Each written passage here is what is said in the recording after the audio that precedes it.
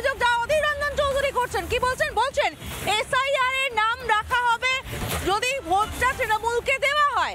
এহেন হুমকি ধমকি চলছে বিভিন্ন জায়গায়, অর্থাৎ শাসক দল ভোটার তালিকায় নাম রাখার জন্য রীতিমতো হুমকি দিচ্ছে। অধীর রঞ্জন চৌধুরী ঠিক কি বলছেন শুনুন।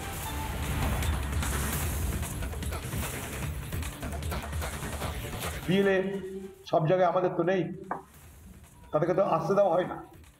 আসতে গেলে পুলিশদের ধমকি দেওয়া হচ্ছে, আর যারা আসছে সাহায্য নিতে তাদেরকে বলে দেওয়া হচ্ছে এসআইআর এর নাম ঢোকাবো, ভোট দিবি তো। তাদের কাছে ঘুষ নেওয়া হচ্ছে, কোথাও 100 কোথাও 500 এসআইআর এর নাম ঢোকানোর জন্য। কে করছে? তৃণমূল। নতুন ব্যবসা পেতে দিয়েছে এসআইআর এর নামে। এসআইআর এর নামে বাংলায় নতুন ব্যবসা পেতে দিয়েছে তৃণমূলের লোকেরা।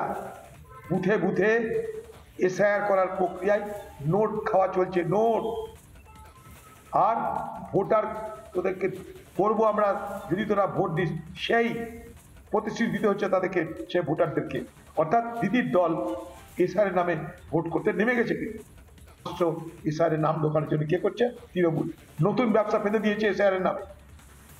এসআইআর এর নামে বাংলায় নতুন ব্যবসা পেতে দিয়েছে তৃণমূলের লোকেরা। বুথে বুথে এসআইআর করার প্রক্রিয়ায় নোট খাওয়া চলছে, নোট। আর ভোটার তোদেরকে করবো আমরা যদি তোরা ভোট দিস, সেই প্রতিশ্রুতি দিতে হচ্ছে তাদেরকে, সে ভোটারদেরকে। অর্থাৎ দিদির দল এসআইআর এর নামে ভোট করতে নেমে গেছে।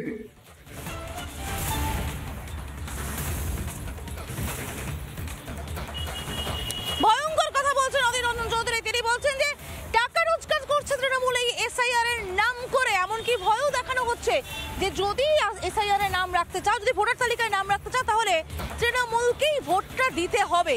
অর্থাৎ গ্রামে গঞ্জে শহরে বিভিন্ন জায়গায় হয় টাকার বিনিময়ে ভোটার তালিকায় নাম তোলা হচ্ছে, অথবা ভয় দেখিয়ে ভোটটা নিশ্চিত করা হচ্ছে যেন তৃণমূলের ঘরেই পড়ে।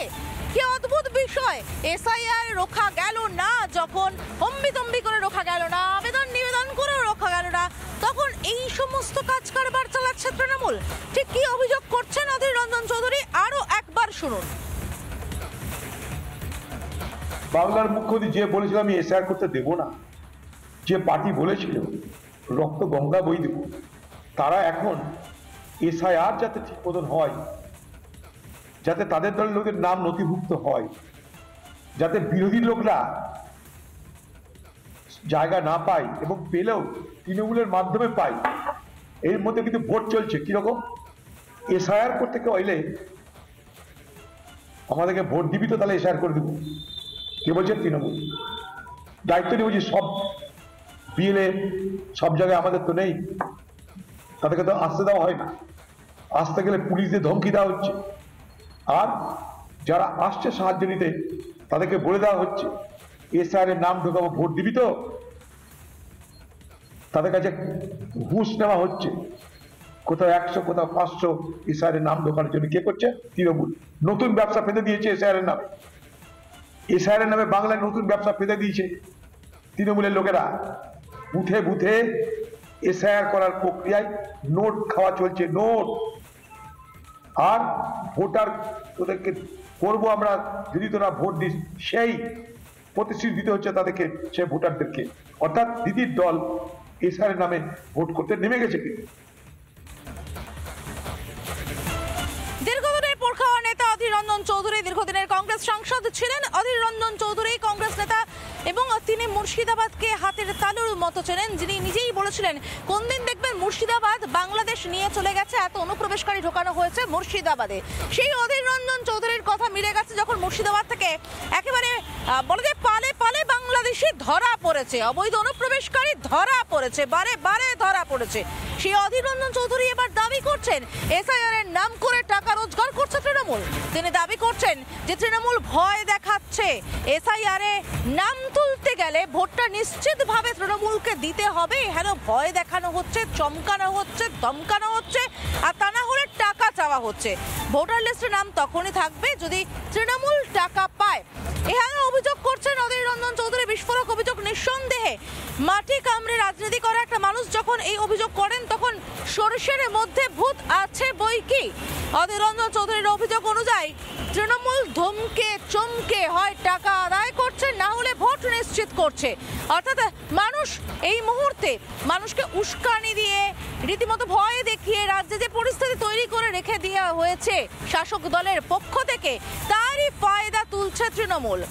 নাম যদি বাদ চলে যায় তাহলে কি হবে আমার, এই ভয়টা মানুষকে দেখানো হয়েছে, যার কোনো কারণ নেই, কোনো ধরনের প্রয়োজন নেই, অথচ শাসক নেত্রী বারে বিভিন্ন মঞ্চ থেকে এই ভয়টা দেখিয়েছেন, বারবার এই ভয়টা দেখিয়েছেন তিনি, এবং তারপর তার কুশীলবেরা নেমে পড়েছে ময়দানে। কি জন্য? যেটা অধীর রঞ্জন চৌধুরী বলছেন, যে দাবিটা করছেন, যে হয় টাকার বিনিময়ে নাম তোলা হোক অথবা ভয় দেখানো হচ্ছে ভোট নিশ্চিত করছে। শুনুন আরো একবার। বাংলার মুখ্যমন্ত্রী যে বলেছিল আমি এসআইআর করতে দেব না, যে পার্টি বলেছিল রক্ত গঙ্গা বই দেব, তারা এখন এসআইআর যাতে ঠিক মতন হয়, যাতে তাদের দলের লোকের নাম নথিভুক্ত হয়, যাতে বিরোধী লোকরা জায়গা না পায় এবং পেলেও তৃণমূলের মাধ্যমে পায়, এর মধ্যে কিন্তু ভোট চলছে। কিরকম? এসআইআর করতে কেউ এলে আমাদেরকে ভোট দিবি তো, তাহলে এসআইআর করে দেবো। কে বলছে? তৃণমূল। দায়িত্ব নিয়ে বলছি, সব বিএলএ সব জায়গায় আমাদের তো নেই, তাদেরকে তো আসতে দেওয়া হয় না, আসতে গেলে পুলিশ দিয়ে ধমকি দেওয়া হচ্ছে। আর যারা আসছে সাহায্য নিতে তাদেরকে বলে দেওয়া হচ্ছে এসআইআর এর নাম ঢোকাবো, ভোট দিবি তো, তাদের কাছে ঘুষ নেওয়া হচ্ছে। কোথাও 100 কোথাও 500 এসআইআর এর নাম ঢোকানোর জন্য। কে করছে? তৃণমূল। নতুন ব্যবসা পেতে দিয়েছে এসআইআর এর নামে, এসআইআর এর নামে বাংলায় নতুন ব্যবসা পেতে দিয়েছে তৃণমূলের লোকেরা। বুথে বুথে এসআইআর করার প্রক্রিয়ায় নোট খাওয়া চলছে, নোট। আর ভোটার তোদেরকে করবো আমরা যদি তোরা ভোট দিস, সেই প্রতিশ্রুতি দিতে হচ্ছে তাদেরকে, সেই ভোটারদেরকে। অর্থাৎ দিদির দল এসআইআর নামে ভোট করতে নেমে গেছে।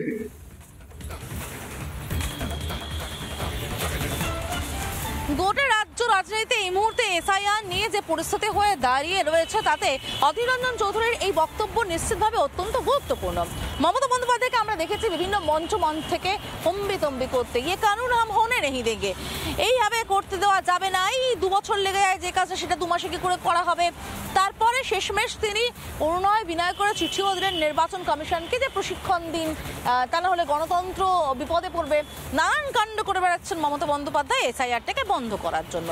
কিন্তু এসআইআর যে বন্ধ হবে না তা নিশ্চিতভাবে বিলক্ষণ বুঝেছেন তৃণমূল নেত্রী, এবং বুঝেছেন বলেই এবার নানান রকম ধমক চমক শুরু করেছে তার কুশীলবেরা মাঠে ময়দানে নেমে কখনো টাকা চাইছে, যে ভোটার লিস্টে নাম রাখতে গেলে, এসআইআর এর নাম তুলতে গেলে হাতে টাকা গুঁজে দিতে হবে, অথবা ভয় দেখানো হচ্ছে যে ভোটটা নিশ্চিত করতে হবে, ভোটটা নিশ্চিত না করলে এসআইআর এর নাম উঠবে না।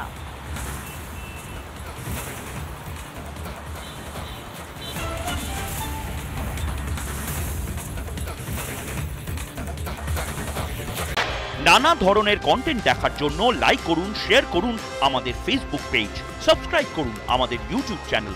পাশাপাশি অন্যান্য ব্রেকিং নিউজের জন্য অবশ্যই চোখ রাখুন রিপাবলিক বাংলায়।